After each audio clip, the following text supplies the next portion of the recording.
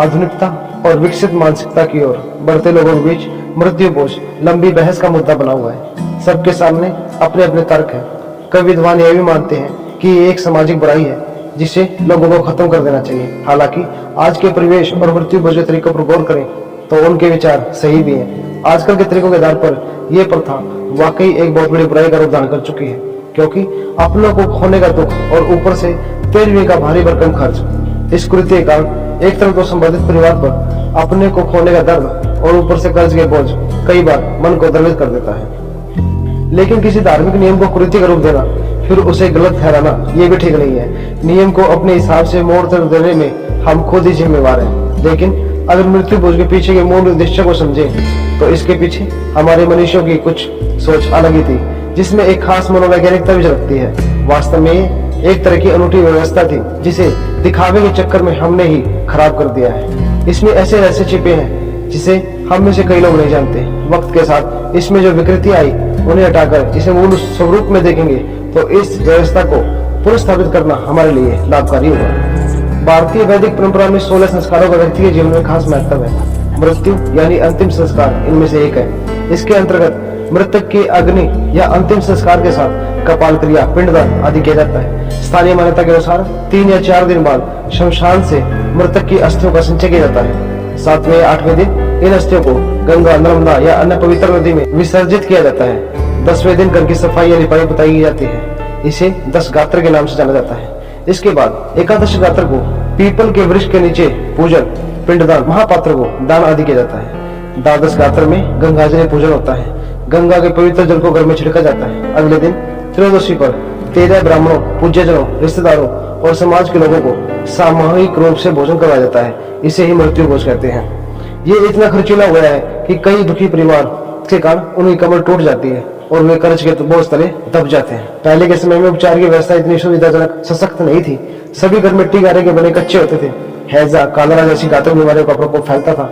इनसे या फिर वृद्धावस्था में बीमारी से मरने वाले व्यक्ति की देह से रोगाणु और विषाणु निकलते थे, जिनसे गंभीर बीमारियों की होने का खतरा रहता था। बीमारियां नहीं फैले, इसलिए सफाई से पहले तक मृतक के परिजन के घर जाना या उसका स्पर्श गलत माना जाता था। इसे सूतक का नाम दिया गया, जिसमें सुरक्षा का ही एक कवच है। जब घर पूरी तरह शुद्ध हो जाता था तब औषधीय आवन करवाकर घर के वातावरण को शुद्ध किया जाता था। इस प्रक्रिया के बाद लोग मृतक के परिवार में आने जाने की शुरुआत करते थे। प्रियजन की मृत्यु से परिवार बेहद दुखी रहता था। अपने आत्मीय सबजन की मृत्यु के दुख में कई बार परिवार के लोग बीमार व अशक्त हो जाते थे। ऐसा न हो इसलिए इसकी व्यवस्था कर दी गई कि खास परिचित और रिश्तेदार मृतक के परिजनों के पास ही रहेंगे, रोज उसके साथ सादा भोजन करेंगे, उसे डालने से बधाएंगे ताकि उसका दुख और मन हल्का हो जाए। रिश्तेदार मृतक के घर अनाज, ऋतुफल, वस्त्र व अन्य सामग्री लेकर जाते थे। यही सामग्री सबके साथ बैठकर ग्रहण की जाती थी। बीमारियों के कीटाणु असर न करे इसलिए किसी तरह का बघार लाना वर्जित था। उबला हुआ या फिर कंडे पर महज सादा भोजन बनाया व परोसा जाता था। 13वीं में विद्वानों व ब्राह्मणों को खिलाने का नियम है। इसके पीछे भी रहस्य है। पंडित स्वर्गीय श्री तिवारी की पुस्तक के अनुसार ब्राह्मण वर्ग उस समय अधिक शिक्षित होता था। वह औषधीय हवन के साथ वेदों उच्चार की तरंगों के घर में सकारात्मक ऊर्जा का प्रसार करता था। हवन उपचार के लिए उन्हें सदैव बुलाया जाता रहा है, इसलिए इनके भोजन की व्यवस्था रख दी गई। 13वीं पर केवल गायत्री का जाप करने वाले यानी विद्वान और तपस्वी ब्राह्मणों को ही खिलाने का विधान था। ब्राह्मण कच्ची सामग्री यानी सीधा लेकर अपना भोजन खुद बनाते थे।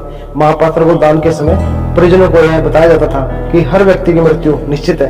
परिजन शोक में पड़कर कोई आत्मघाती कदम न उठाए, इसलिए महापात्र के माध्यम से एक लोकाचार निभाकर उसे जीवन की सच्चाई की सीख दी जाती थी। मृतक के पूज्यजनों जैसे कि गुरु, बहन, दामाद, समधी, बेटी व अन्य आत्मीय जनों को ही पहले भोजन कराया जाता था। उन्हें यथाशक्ति स्मृति चिन्ह दिए जाते थे। इसके पीछे रहस्य यह था कि मृतक के दुनिया से चले जाने के बाद भी उनके संबंधियों का घर से नाता बना रहे, परिवार रिश्तेदार एकजुट रहे। मृत्यु भोज के नाम पर आज लाखों रुपए खर्च किए जाते हैं, जबकि पुराने समय में ऐसा सिर्फ राजा महाराजा व सक्षम लोगों द्वारा ही प्रजा के लिए किया जाता था।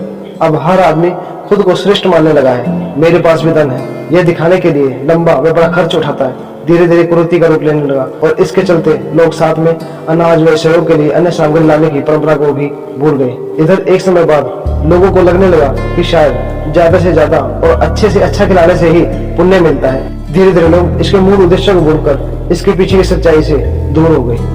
मित्रगण, शास्त्रों में मृत्यु भोज का उल्लेख नहीं है। अगर उल्लेख है तो सिर्फ उस पुण्य आत्मा की शांति के लिए यज्ञ, तर्पण, पशु पक्षियों को दाना पानी व ब्राह्मण भोज का है।